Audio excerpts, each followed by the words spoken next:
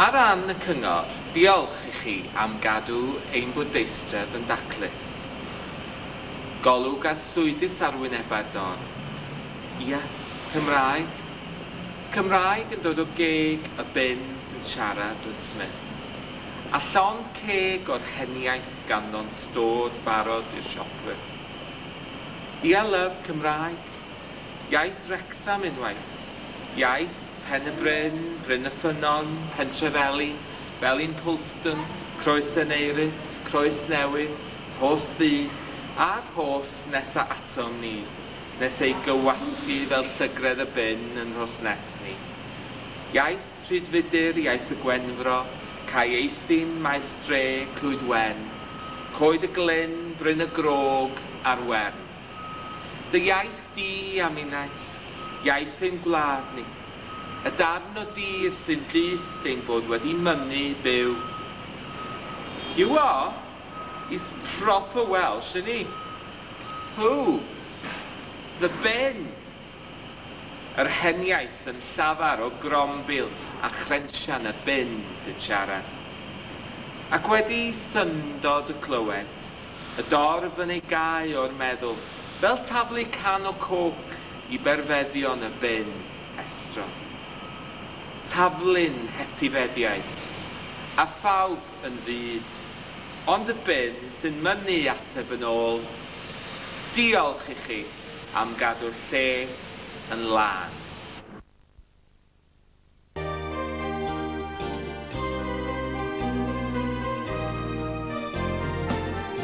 Mae ryw naws yn symud yn ymdreiddio drwy y tŷ.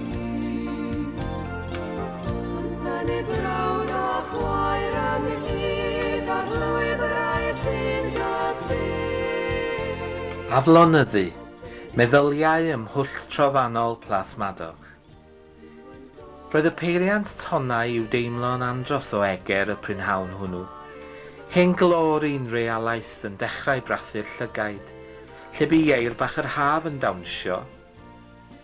Roedd yn dad cyn bod eto'n ddyn, yn chwarae i'r oriel drofannol dan y palmwydd, yn gwenu o'r dŵr, rhoi cilch rwber yn ffram o ddiogelu am fyd bach llon y babi. Mynd ar bychan yn ôl ac ymlaen, boddi yn y sŵn a lliwiau meddal hyd y bo modd, creu paradwys.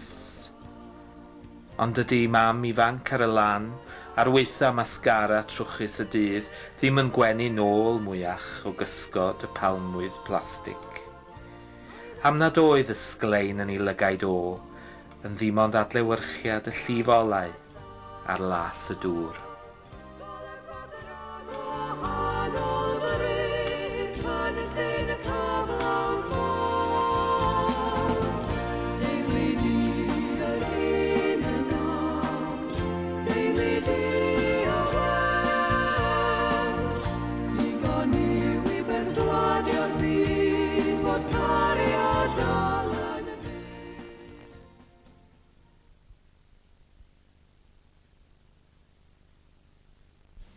Croes goch Acton.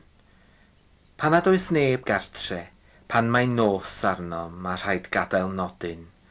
Pan nad oes run porthladd am dderbyn ein cargo, pob lamp disgwyliad wedi ei diffodd, mae syllu ar y groes goch uwch Acton yn tawelu ac yn herio'r fron.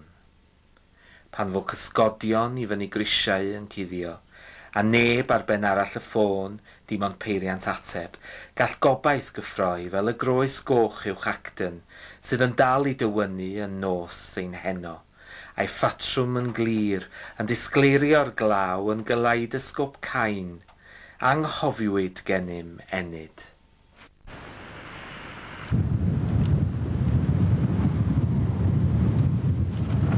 Mae'r gerdd nesaf yma yn sôn am adfer pur bai Colwyn sydd yn y cefndir rwan. Adfer y pur yn llythrennol, ond hefyd adfer y berthynas rhwng pobl a'i gilydd.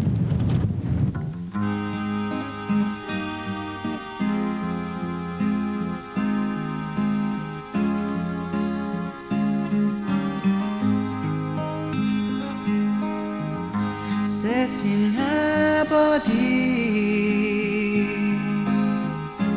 turning well-being and levels, for the ddilyn and bardd, turning well-being and levels, rhaid bod yn ddew,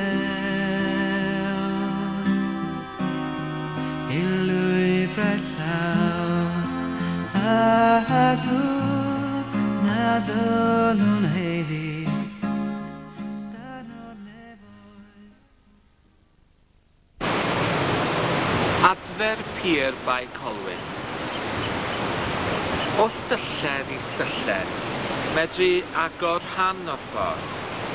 Ond tua diwedd mae yna brennau bregus brau yn dal i fod. Bwlch y brad, yr atgof yn brathu mwy efo'r blynyddoedd ac yn ei llai. Hen geinciau wedi pydru, hen baint glas golau wedi rhydu, hen seddau'r cilfachau, heb neb wedi eistedd arnynt y stro byd. Hen olau na chynigiodd oleini ar y mater ys ydoedd. Dim ond ambell hen drawst gwreiddiol yng nghanol y newydd rai, fel ambell rith o atgof am bnawn heilog, fel hen record Eurovision, Mary Hopkin ar bnawn glawog. O styllen i styllen, medru agor rhan o'r ffordd, ond tua diwedd mae yna brennau sy'n bregus, brau. Ond o leia, mae'n yno.